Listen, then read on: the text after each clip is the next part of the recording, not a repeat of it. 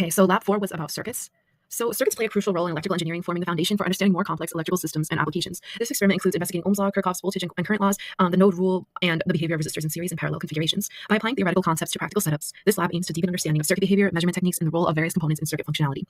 So the main purpose of this lab was to predict and examine the behavior of circuits containing resistors in parallel and in series, to examine the behavior of ohmic resistors and capacitors, to use multimeters such as voltmeters and ammeters to measure experimental values of conventional current and potential difference, and to compare experimental values to calculated values.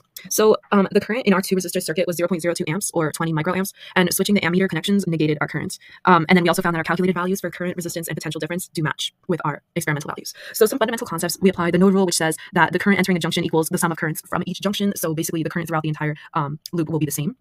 And the loop rule says that the difference in electric potential for a round trip path around a circuit is 0, saying that energy is conserved and not created or destroyed. And then Ohm's law, which says that the change in electric potential delta V is equal to its current times the total resistance. And then also to calculate the total resistance of resistors in series, you just add up the resistances of each across each individual resistor. And then to calculate the resistance for parallel resistors, it's kind of like an inverse relationship where you just do 1 over each individual resistance and add those all together, and then take the reciprocal of that at the end.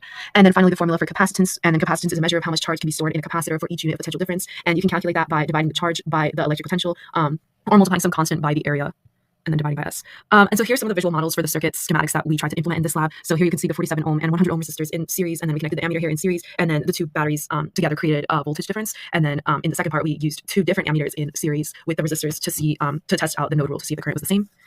And then we set our system to be the ammeter and the voltmeter and the surroundings to be basically everything else in the circuit. So part 1 is where we implemented this circuit right here, where the resistors were in series. So the components we had were 2 1.5 volt batteries, so 3 total volts of delta V, 1 47 ohm resistor, 1 100 ohm resistor, and 2 ammeters here on opposite ends. And then the current we predicted across the circuit was 0.02 amps or 20 microamps, and we just calculated that by doing V over R, applying Ohm's rule to the total voltage and resistance across the entire circuit. And then as you can see here, our ammeter measured a total current of 20.8 microamps, which very closely matches our predicted current. And when we reversed the connections across the ammeter, so when we flipped like the positive and negative side, it read a current of negative 20.8 microamps, which just shows that reversing the connections on the ammeter changes the sign of the current since the current enters through the other end. So part 2 is where we measure the current and resistance across each resistor, and also the resistance in wire and in the ammeter. So we applied Ohm's law, which says V equals IR, and then the current we measured across the 100 ohm resistor was 57 microamps. And then this was when we measured the current in series with the resistor, and then when we connected the ammeter in parallel to the 100 ohm resistor, the reading for the current was still about 57 microamps, which shows that the current was the same across the loop no matter how the ammeter is connected or oriented. That just proves the node rule.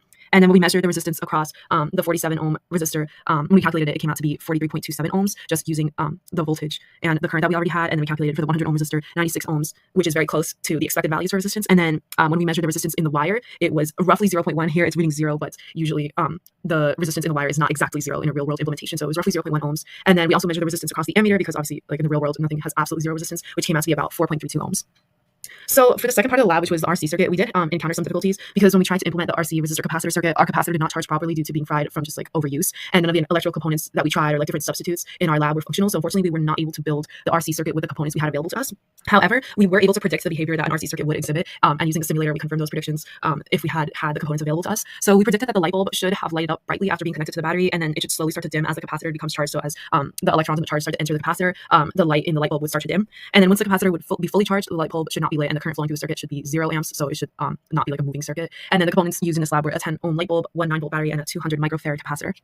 So here's a picture of the RC circuit in the simulator. And although we did not get to connect the 20 ohm light bulb to see how the difference in resistance would affect the charging time of the capacitor, we would expect the charging time for the capacitor to be greater for the 20 ohm light bulb than for the 10 ohm light bulb. And that's because a greater resistance would take longer for charges to move because there's more resistance, which means there would be a longer time for the electric potential to decrease, therefore meaning longer time to reach 0 current for the charges to stop moving.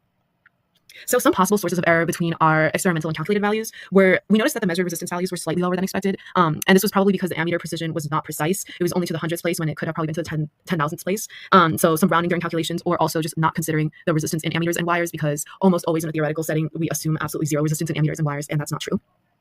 So what if we were to do this lab in real life and use an actual ammeter instead of a ideal simulated ammeter? What's different about a real ammeter, and how would it have affected the circuits you hooked it up to? So a real ammeter and wire have some non-zero resistance, while the simulated ideal wire and ammeter had exactly 0 resistance. So immediately that would be a different resistance. So that would actually lower the current in the real wire and ammeter compared to the simulated ammeter. So it would affect the current reading if we use a simulated ammeter, as we would have read higher currents in the simulated if we use the simulated ammeter as opposed to the real ammeter that we used. So what if we were doing this lab and we used a real battery to charge a real capacitor with no resistor in the circuit, how quickly would the ideal model predict the capacitor to reach full charge, and would this prediction happen in real life? So the simulator predicted that the capacitor would be fully charged instantaneously if there was no resistor in the circuit, but in real life, we know that a capacitor can never just be fully charged instantaneously. The charging would still take a few seconds, even if there was no or very little resistance, because we know that wires in real life do not have zero resistance. They still have some trace resistance, so therefore it would take longer for the capacitor to reach its full charge. And we also had to consider the capacitor resistance in real life. So yeah, and that's the lab. Thank you.